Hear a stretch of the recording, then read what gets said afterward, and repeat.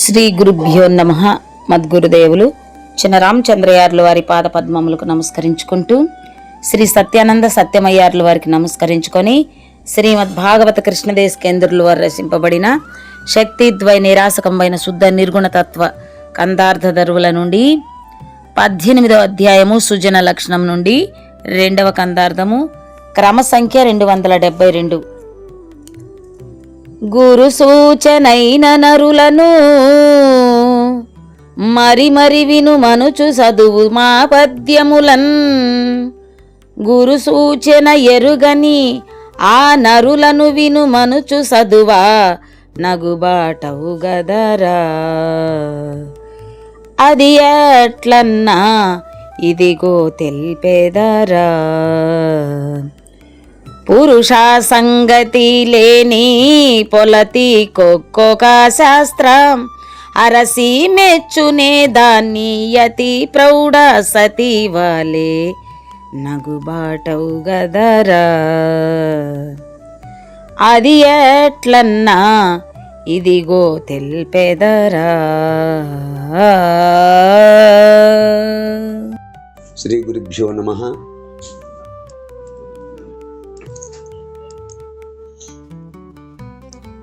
ఆత్మానాత్మరకితం అచల పూర్ణోపదేశికం శ్రీ నిశ్చలానంద నారాయణ గురోర్శిష్యం శ్రీశైల వంశాంబుధిరేవ జాతం శ్రీ పరమానంద శంకరేంద్రం గురుం భజామి. మద్గురుదేవులు శ్రీ శ్రీ పరమానంద శంకర నారాయణ స్వామి వారి పాదపద్మములకు నమస్కరించుకుంటూ, శ్రీమద్ భాగవత కృష్ణదేశ కేంద్ర ప్రభువులచే విరచితంబైన శక్తిద్వయ నిరాసకంబైన శుద్ధ నిర్గుణ తత్వ కందార్థ దరువులు 18వ అధ్యాయము సుజన లక్షణము. ఈరోజు మనము 2వ కందార్థాన్ని విచారించుకుంటున్నాము. అంటే క్రమ సంఖ్య 272. క్రిందటి కందార్థములో ఈ పద్యములని ఎవరిని వినమన్నాడు అంటే, సుజనులైన వారికి వినుమని వినిపించినచో చెవి ఎగ్గి చక్కగా వినెదరు. మరియు సుజనులు ఈ గ్రంథములోని పద్యములకు చక్కని భావములు మంచి రుచిపుట్టులాగున కల్పించి చక్కని భావమును సృష్టించెదరు. ఎట్లనగా, అక్షయ శాపస్థుడైన చంద్రుని ఈశ్వరుడు తన తలపై ధరించి అవమానరహితునిగా చేసెను కదా, అట్లే చెడుగుని అయిన అహల్యను శ్రీరాముడు శాప విముక్తి చేసి ఎవరూ తప్పు పట్టకుండా చేసెను కదా. ఇప్పుడు నీ మనసులో శంక పోయినదా లేదా అంటూ క్రిందటి కందార్థములో మనము విచారించుకున్నాము. ఇక తదుపరి కందార్థము 18వ అధ్యాయము సుజన లక్షణము నుండి 2వ కందార్థం మనం విచారించుకుంటున్నాము. క్రమ సంఖ్య 272. ఈ కందార్థము గురువు ఆజ్ఞానువర్తనము ఎలా నడుచుకోవాలి ఈ గ్రంథమును ఆ గురుచూచన అయిన భక్తులకు మాత్రమే వినిపించుమని ఈ కందార్థములో తెలియజేస్తున్నట్లుగా మనకు తెలియజేస్తున్నారు. ఏమని అంటే, గురుచూచనైన నరులను గురుచూచనైన నరులను మరి మరి వినుమనుచు చదువు మా పద్యములన్.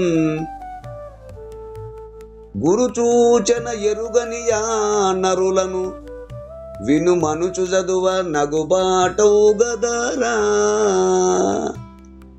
అది ఎట్లన్నా ఇదిగో నీ తెల్పెదరా.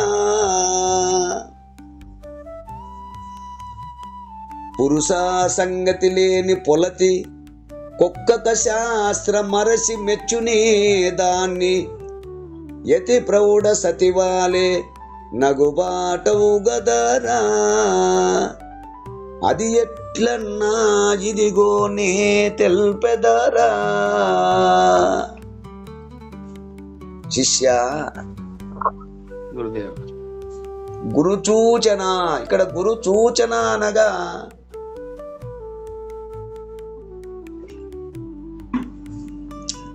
గొప్ప సూచన. గురు సూచన అనగా గొప్ప సూచన లేక గురువు ద్వారా గ్రహించవలసిన ముఖ్యమైన వస్తు జ్ఞానము. గొప్ప సూచన లేక ఆ గురువు ద్వారా గ్రహించవలసిన ముఖ్యమైన వస్తు జ్ఞానము అయిన నరులను ఆ పొందిన లేక గ్రహించిన మనస్సు గల వారిని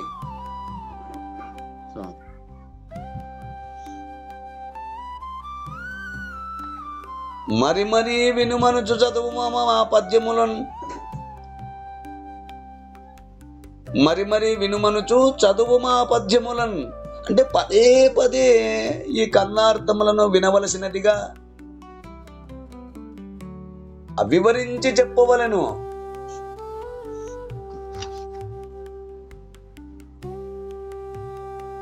ఎవరికి? గురు సూచన అయినటువంటి నరులకు. అంటే గొప్ప సూచన లేక గురువు ద్వారా గ్రహించవలసిన ముఖ్యమైన వస్తు జ్ఞానం ఏదైతే ఉన్నదో అట్లు ఆ ముఖ్యమైన వస్తు జ్ఞానము పొందిన లేక గ్రహించిన మనస్సు గల వారిని మరి మరీ వినుమనుచు ఈ కందార్థములను తెలుపమన్నాడు. మరి గురు సూచన ఎరుగని ఆ నరులను, ఇక గురు సూచన ఎరుగని ఆ నరులను అంటే వస్తు నిశ్చయపూర్వక ప్రబోధ గురుముఖత వినని వారిని వినుమనుచు చదువా. అటువంటి వారిని ఈ గ్రంథమందలి పరిపూర్ణ భావమును వినవలసినదిగా చెప్పుట నగుబాటవు గదరా. అవమానము లేక అభ్యంతరముగా నుండును కదా.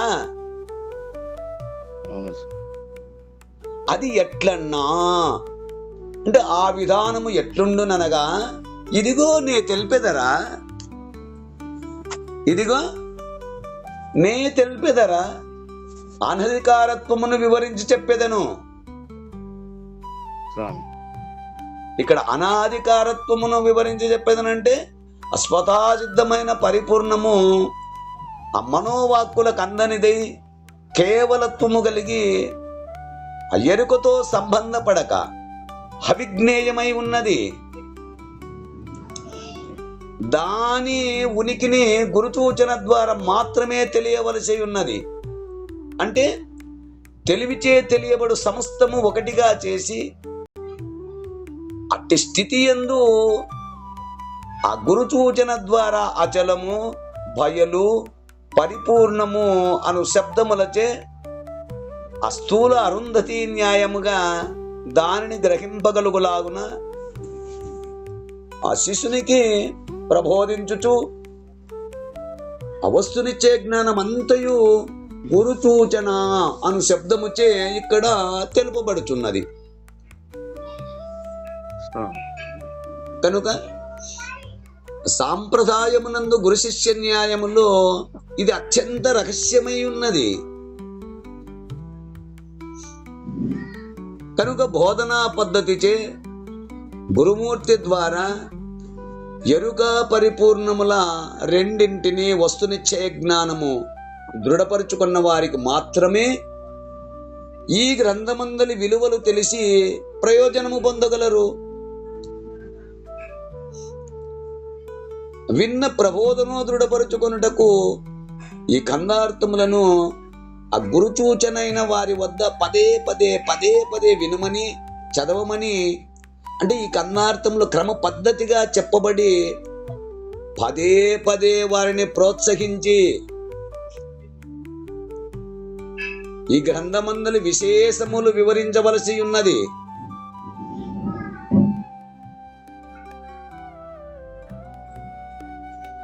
అట్టి వారు మాత్రమే అందరి నిజాభిప్రాయములు గ్రహించి దృఢపరుచుకొనగలరు.